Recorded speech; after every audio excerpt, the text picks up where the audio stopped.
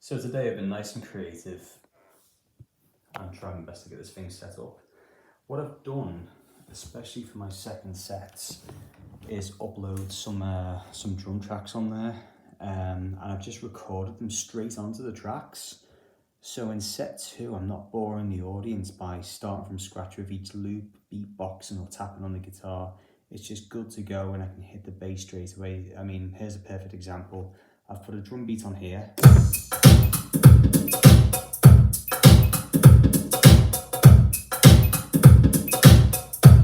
And I've just put a bit of a bass line in here to come together or something like that.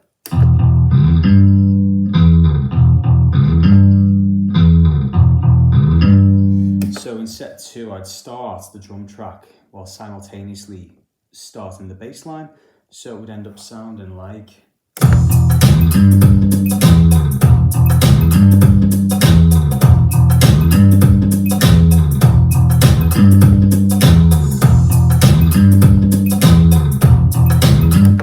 which is pretty cool. I can keep the momentum of the evening going that way. Now this one isn't saved, but this one is, and the drum track there is saved on memory number 2. But if I go back to memory number 1, I've got 3 tracks here. This is primarily for Get Lucky when I perform that, the Daft Punk and Pharrell track. So I've just got the drum track here.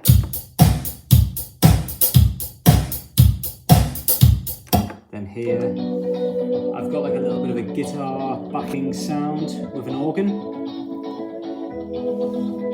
And then here it's just keys.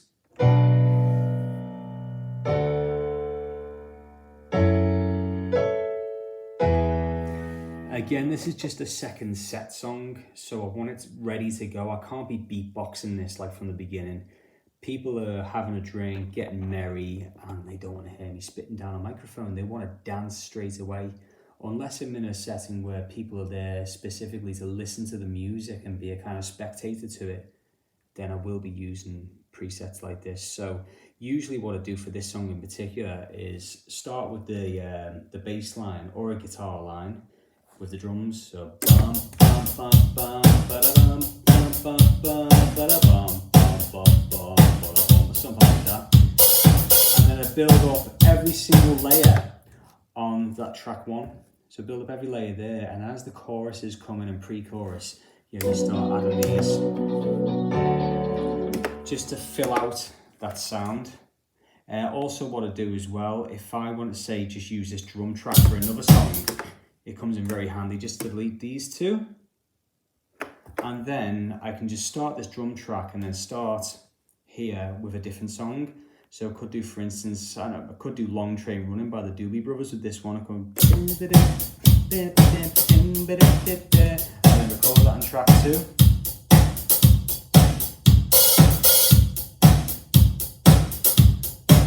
Okay, so that's that one. And then on number 3, I've got like a little bit of a funky track that I like to do mashups with. Again, the drum beat is preset on there, and I'm pretty much good to go. So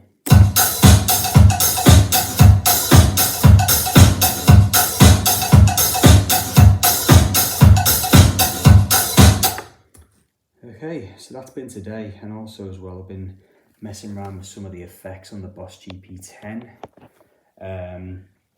Those of you who know me know that I primarily use the GR55 guitar synth. However, this is a much smaller unit. I'm looking to make things a lot more compact. So ideally, it'd be great just to get these 2 working together. I don't know why I've still got this on the board, because I don't want to use it. It's a great unit, but it's just not ideal for what I'm doing. Instead, what I'm going to do is look at setting some vocal tones on the Rc600 itself, and also looking at some of the harmony features again, just to open that that envelope of sound. But yeah, on here, so I've got the lead, I've got my main guitar tone that I'll use, the bass, a funky guitar set just to bury behind my main guitar, and then again I've got another one, a Rick 12 string, again just to bury behind my main guitar when I'm looping. I've got the acoustic on there. I've got guitar and bass. So with this one, I've got my my E and A is actually down-tuned. It's actually transposed, should I say. So they're actually bass tones and the rest of it is guitar. So if I want to break up a little bit, I want to stop the loops, keep the beat going, but also be able to play the bass and guitar simultaneously.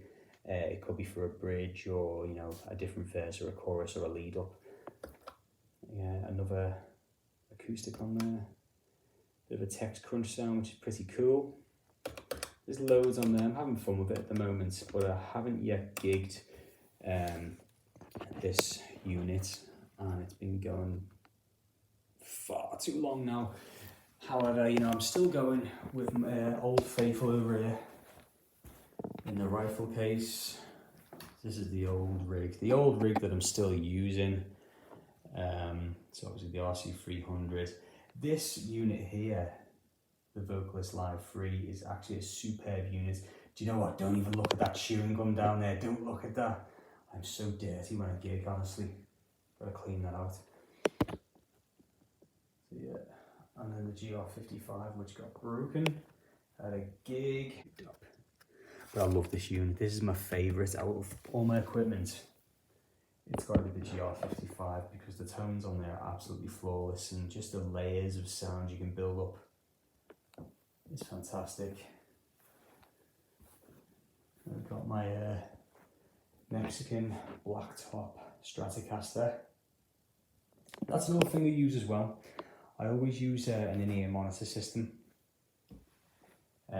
When you're looping, it just makes a hell of a difference just to be able to hear yourself.